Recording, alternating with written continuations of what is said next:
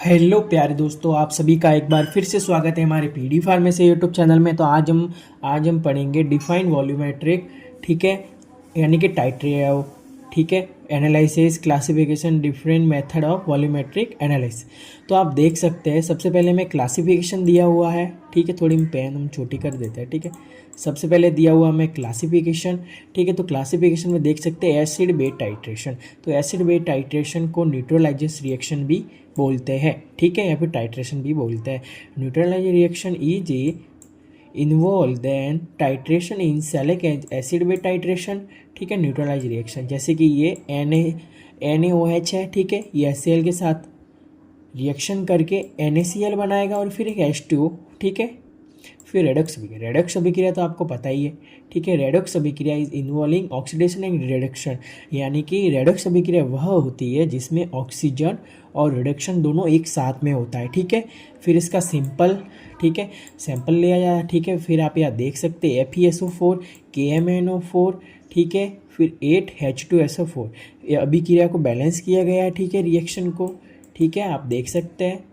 फिर इसके आगे बढ़ते, फिर है हमारा acid base titration. Acid base titration क्या होता है, यह आपको एग्जाम में ज़रूर पूछा जाएगा, ये इंपॉर्टेंट है। तो acid base titration is involve neutralization reaction, जो कि हमने आगे ये भी जस्ट पढ़ा है, ठीक है। फिर between acid base forming salt, ठीक है,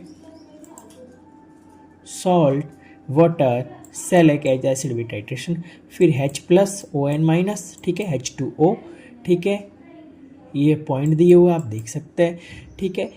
ई the base is a substance which the when dissolving in the water give ion, ठीक है। तो शॉर्ट्स में ये शॉर्ट है, मतलब एक शॉर्ट तरीका दिया हुआ है, आप यहाँ पे देख सकते हैं कि एसिड होता है वो डोनेटिंग, ठीक है, रिमूविंग H आयन।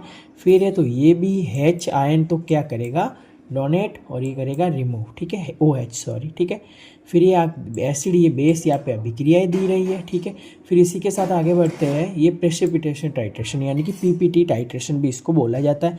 तो यहाँ पे आप देख सकते हैं। फिर एक कॉम्प्लेक्स रिएक्शन, कॉम्प्लेक्स रिएक्शन में क्या होगा, कॉम्प्लेक्स का मतलब होता है साथ में, कॉम्प्लेक्स रिएक्शन ई थे मतलब EDT।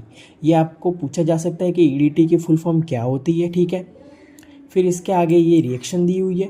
फिर ये non aqueous titration. Non aqueous titration आपको पता है, ये मैं बता रहा हूँ, non aqueous titration is when the reaction taken plus non aqueous solvent, यानी कि एक ऑर्गेनिक सॉल्वेंट लिया जाता है। आई का मतलब होता है जो कि, ठीक है, ठीक है। फिर इसके हम आगे बढ़ते तो फिर 4 आवर्स है ये, ठीक है। फिर 4 प्रेसिपिटेट के लिए ये पूरा आपको, ये आपको प्रोसीजर दिया गया है, ठीक है। ये प्रोसीजर मैं आपको एकदम शॉर्ट वे में बताऊंगा, ये हमारे दूसरे वीडियो में अपलोड कराऊंगा, एकदम शॉर्ट में आप कैसे याद करें, ठीक है। फिर इसके आगे आप देख सकते हैं सोडियम बाइकार्बोनेट। तो टाइप्स क्या होते हैं इसके आप देख सकते हैं, फॉर्मूला, ठीक है, प्रिंसिपल दिया है, फिर रिएक्शन दी हुई है, ठीक है। फिर इसके आगे बढ़ते हैं तो फैक्टर ऑफ कैलकुलेशन कैसे करते वो दिया है, ठीक है, फैक्टर ऑफ कैलकुलेशन दिया हुआ है, ठीक है। इसी के साथ हम आगे बढ़ते हैं तो ये बोरिक एसिड, ठीक है, बोरिक एसिड, ठीक है, ये भी, इसकी भी रिएक्शन आपको दी हुई है, ठीक है। ये भी हम अभी वापस हम पढ़ते जहाँ से हम चल रहे थे वहाँ से, ठीक है, यहाँ से चल रहे थे, ठीक है। फैक्टर ऑफ काउंसलिंग, तो काउंसलिंग कैसे की जाती है आप देख सकते हैं, ये हम जैसे हम सॉल्वेंट यानी कि जो हमारे जो टाइट्रेशन की जो मतलब जो वैल्यू आती है उसके हिसाब से हम यहाँ पे इंक्लूड करते हैं, इसको लिखते हैं। फिर यहाँ पे हम कैटेगरी लिखते हैं, ठीक है। फिर इसके क्या क्या यूजेज है, ठीक है। कार्मेनेटिव तो आपको पता ही है, ठीक है। फिर इसके साथ हम आगे बढ़ते तो ये दिया हुआ बोरिक एसिड। बोरिक एसिड का आपको पता ही है, बोरिक एसिड टाइप्स कौन सा है, तो वो आप मतलब एसिड बेस टाइट्रेशन में आपको कोई भी पूछ सकता है, तो आप अपने हिसाब से वहाँ पे आप लिख सकते हैं, ठीक है। तो फिर एसिड बेस टाइट्रेशन के बाद इसका फॉर्मूला होता है H3BO3, ठीक है। इसी के साथ आगे बढ़ते हैं। फिर IP स्टैंडर्ड, ठीक है। फिर ये एक वैल्यू दी रहती है, ये वैल्यू आपको याद करनी पड़ेगी। फिर ये प्रिंसिपल दिया होगा, boric acid is the base on the alkalimetric method, ठीक है। फिर इसके आगे बढ़ते ये वीक एसिड होता है, ठीक है। फिर इसके आगे ये रिएक्शन किस टाइप से करता है, तो आप रिएक्शन देख सकते हैं कि रिएक्शन इस टाइप से करता है, ठीक है। फिर इसी के साथ आगे बढ़ते हैं तो ये फिर ये फिर एक्सपेरिमेंट के लिए दी हुई है रिएक्शन, ये आपको मैं सब शॉर्ट एक दूसरे वीडियो में आपको बता दूंगा, ये आपके लिए नोट्स है, आप इससे लिख सकते हैं, ठीक है।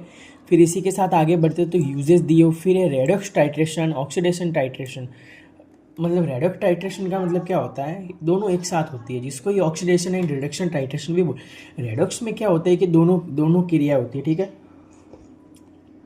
ये आप देख सकते हैं यहाँ पे निशान किया हुआ पेंसिल से, ठीक है। फिर इसी के ये ऑक्सीडेशन किसका हुआ, और loss of electronic gain of positive, ठीक है। फिर इसी के साथ आगे ऑक्सीडेशन किसका हुआ, ये ऊपर लिखा हुआ है, ठीक है। फिर ये रिडक्शन किसका हुआ, ठीक है। फिर आप देख सकते हैं इसके आगे हम, ठीक है, रेडॉक्स टाइट्रेशन हो गया हमारा, ठीक है। ये सब ये शॉर्ट है, मतलब ये आप याद मत करना, आप ये वाला याद करना, ये सब पॉइंट एकदम शॉर्ट में लिखे हुए, ठीक है। इसकी पीडीएफ चाहिए तो ये नंबर पर व्हाट्सअप कीजिए, आपको मिल जाएगी, ठीक है। फिर ये फेरस सल्फेट का तो पूछता ही है 100%, ठीक है। फिर इसी के साथ आगे बढ़ते हैं, ठीक है। तो ये सब दिए हुए हैं, ये परमानेंट अपने बोले तो पोटेशियम परमैंगनेट का होता है, ये परमैंगनेट है, ठीक है। ठीक है प्यारे दोस्तों, अगर ये वीडियो अच्छा लगा हो तो आप हमारे YouTube चैनल यानी कि पीडी फार्मेसी YouTube चैनल को सब्सक्राइब जरूर करें, और नोट्स के लिए आप इस पर कांटेक्ट कर सकते हैं। ये हमारा एक YouTube चैनल है, आप यहाँ पे देख सकते हैं, ठीक है।